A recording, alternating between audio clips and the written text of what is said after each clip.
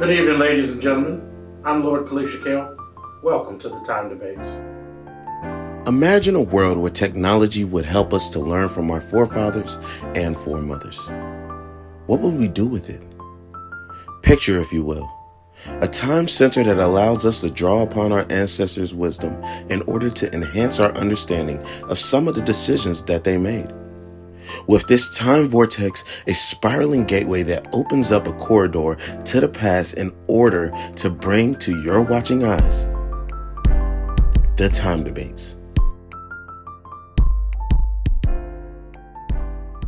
Good evening, family, and welcome to another Time Debate where we welcome back to the land of the living historical legends, former heroes, and desperados to debate the issues presently affecting this nation. I'm your host, Lord Khalif Shakil, and this week we welcome to our set two people at polar opposites in the field of law enforcement. Family, I would like to welcome from the great state of Texas, the legendary desperado, Miss Bonnie Parker. Her debate opponent hails from Monmouth, Illinois, but made his bones as a lawman in Tombstone, Dodge City, and Deadwood. Family, please welcome to the Time Debate stage, Marshal Wyatt Earp. Our debate will be about the role of law enforcement and whether we give too much power to those with a badge. As our guest, you both will be given a minute to open. Ms. Parker, at Chocolate Rain, we believe in ladies first, so you may open, ma'am. Why, thank you, sir.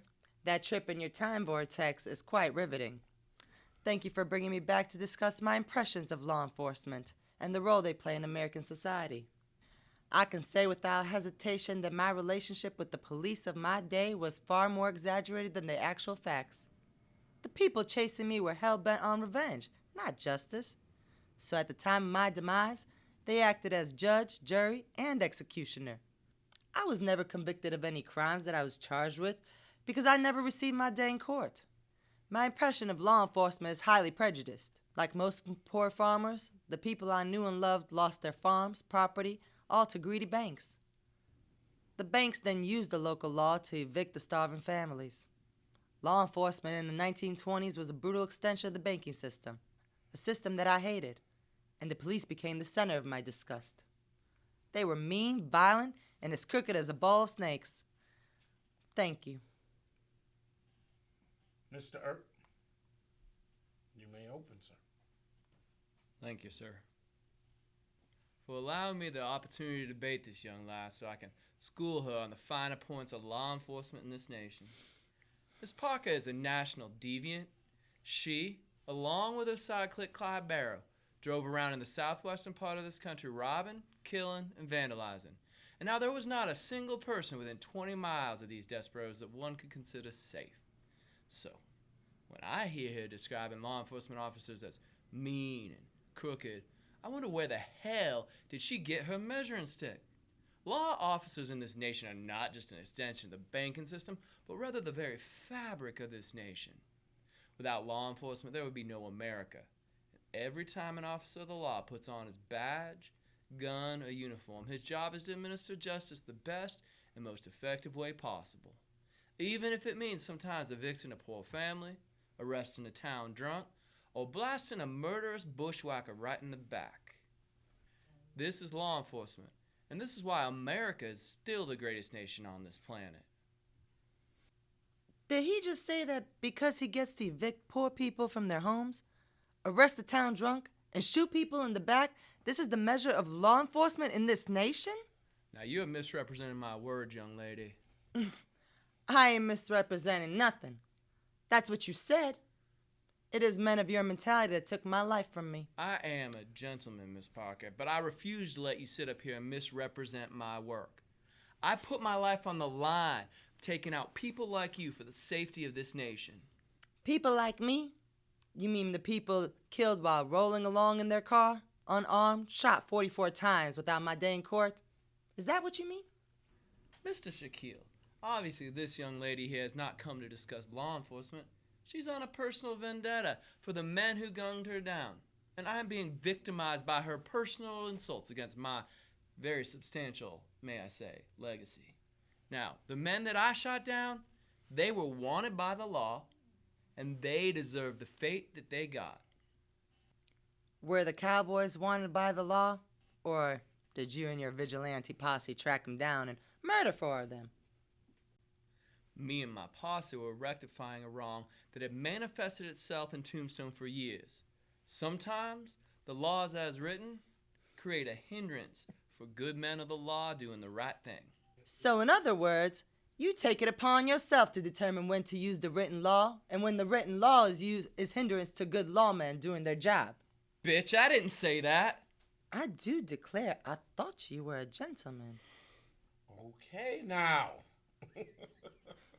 Can we please get to the debate? Our first question is, how do we determine a good law officer from a bad one? And what percentage of officers go bad? Marshall, you have the floor. Sir, you asked two questions. Let me say that about 1% of law officers are bad.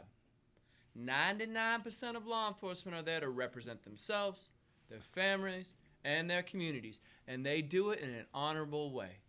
Now, a good officer is a man who is the ultimate referee. He is there to keep the peace. That is why we carried our badge and weapons that say right upon them, peacekeepers. A good marshal upholds the law, defends the weak, and serves the people against those who choose to violate the law. A good sheriff takes an oath to defend everyone against prejudice or bias. Now, I come from a family of honorable lawmen, and it is men like us that help this nation grow from the Mississippi River to the Pacific Ocean. It's beautiful. Thank you. Ms. Parker, you may retort. I ain't got a clue as to what a good law officer is. I spent the majority of my adult life being harassed by them when I was a waitress and chased by them when I was wanted. Mr. Earp said 1% is bad. Mr. Earp is full of shit. But, let's take this 1% as the gospel truth. Coming through this time vortex, I discovered that this country has over 900,000 men and women in badges. So if 1% of 900,000 are bad, what Mr. Earp is saying is that America has 9,000 vigilantes running around this nation victimizing its citizens. Let's keep it real. If each one of those 9,000 bad cops brought 10 cases to the DEA each year, we are now asking our brightest legal minds to obtain convictions in cases brought by men and women of questionable morals and ethics. Under Mr. Earp's 1% questionable cops, we now see approximately 90,000 questionable cases. Just imagine if you're a minority or poor white trash, as they like to call me. It can begin to seem insurmountable. Now imagine if 50% of the force is corrupt, as I believe it is. You have a justice system out of control, one that favors the rich and the successful. Thank you. Thank you, Ms. Parker. And our next question is, what tools available in your time that are not available that should be to law enforcement today? Mr. Earp? Well, sir, that's simple. Dead or alive. Dead or alive. When a sheriff or marshal goes before a judge, he is given his solemn oath, his word that the individual in question is a dangerous desperado. And because he presents a potential violent interaction, a law enforcement officer should have the right to kill him or her on sight. What has happened in this nation when the American public no longer idolizes law enforcement? Now, as I came through that time vortex, I saw slogans. Slogans like defund the police, Black Lives Matter, and no justice, no peace. I'm a peace officer, goddammit, so imagine how that hurt my soul that the youth of today would have violent disrespect for those sworn to protect them. And I say to you, bring back dead or alive. Eliminate this Miranda bullshit and give law enforcement what it needs to get the job done. Kill a few desperados, and the American public will fall in line. Thank you. Did this motherfucker just say dead or alive? I'm shocked. But I shouldn't be, because I was a victim of dead or alive. And for those of you who don't know my story, I'm Bonnie motherfucking Parker, and my man Clyde Barrow were wanted by the FBI for murder. We were lured to a farm where police lay in wait as we slowed down to assist the gentleman whose car was stolen. The cowardly stank-ass police opened fire, shooting 117 times into a car that had not come to a complete stop, taking away our rights to be heard in our day in court. No one yelled out, "Freeze! You're under arrest!"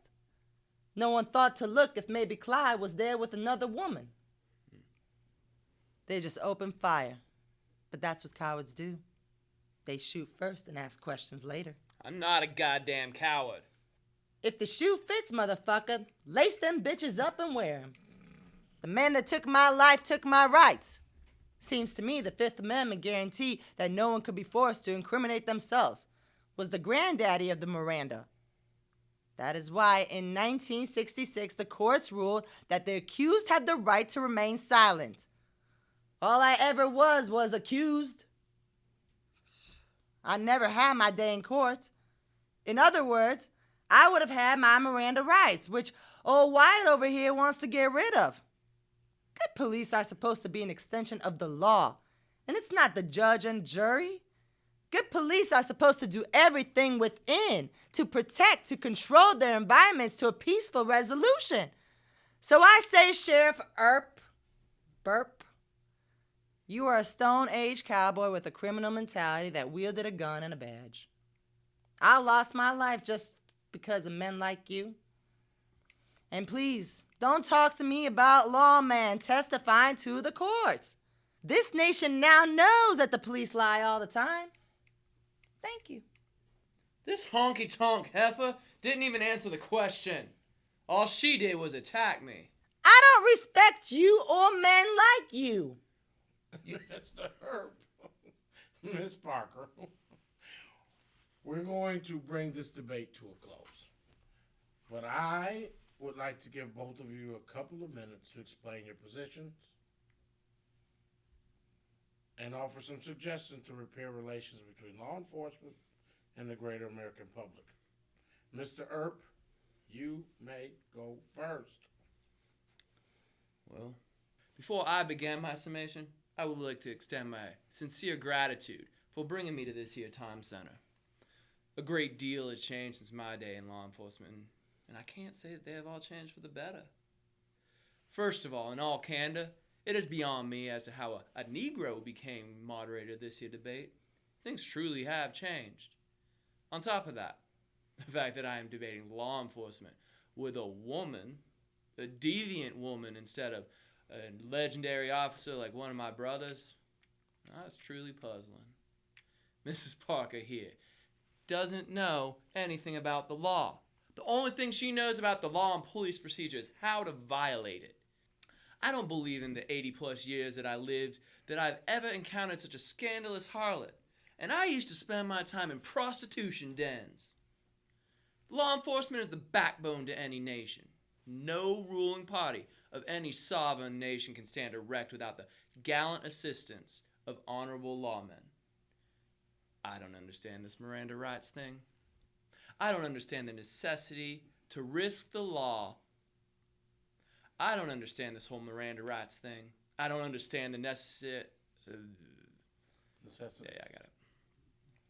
I don't understand this Miranda rights thing. I don't understand the necessity to risk the life of a good law enforcement officer by yelling, halt, freeze, or don't move.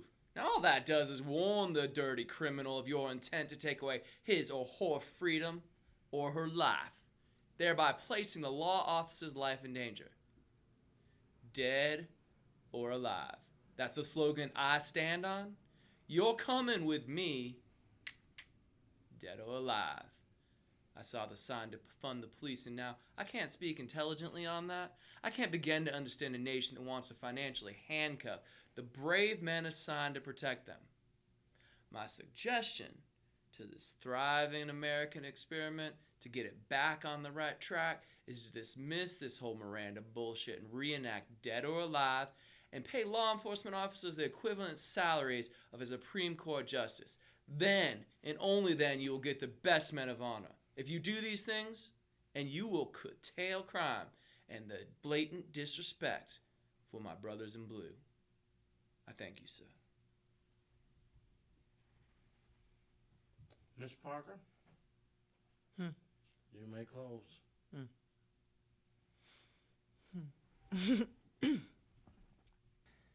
Thank you, Mr. Shaquille. Being invited to this time center has given me the opportunity to say many great things. Mr. Earp questioned my knowledge of the law. He is right. I do not know the law. I did not study the law. No. I was a guinea pig used to cultivate the law. I came from humble beginnings. I lost my father as a young child, and I watched the women of my family struggle. I don't remember receiving help from the law or any of these self-serving law officers. While Mr. Epp is bitching about personal insults, he has the audacity to call me a harlot. I imagine he used that term because I was killed with Clyde but married to another. That's my business. Not once did I delve into your sexual rendezvous with women all across this nation, I believe. I know what it means to be faithful to someone. Mr. Earp talked about dead or alive and eliminating the Miranda rights. I understand dead or alive as I was murdered without the opportunity to go to trial.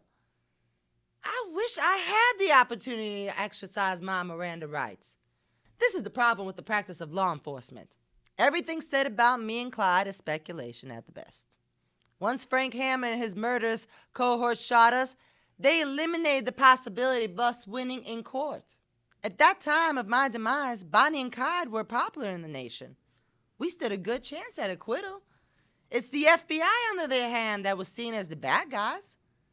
When you look at how it was treated in 1934 and the juxtapose it in today with Michael Brown, Bobby Houghton, Walter Scott, Philandro Castile, and Kathleen Johnston, you can't help but come to the conclusion that American law enforcement has never abandoned dead or alive.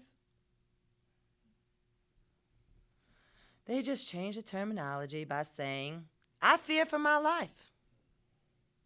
My suggestion on fixing law enforcement in this nation is to activate Citizens Review Board with someone of every walk of life in that community so that everyone is represented. Every questionable case, every questionable rogue officer is reviewed by this independent panel. Thank you.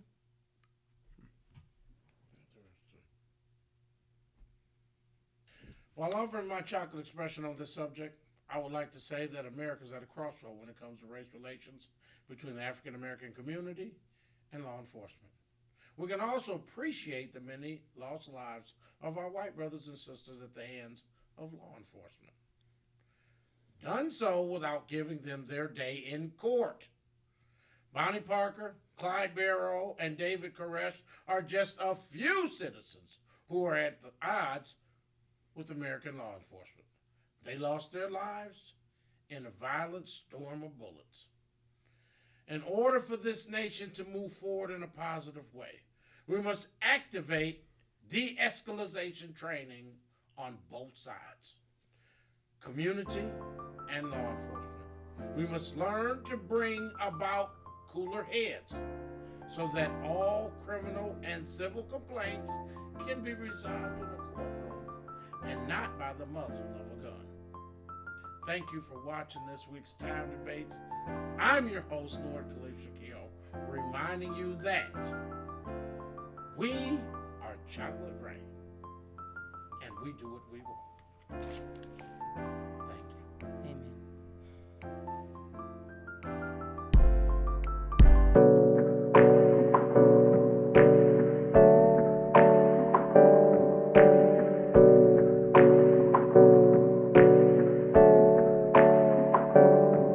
Hey, I got something to say. I'm just so sick of hearing everyone complain. I know it's tough and I know there's pain, but hitting bottom is the only way to change. So I'll keep hustling, you keep struggling. Bitch, I'm humbling, keep mumbling. I'll keep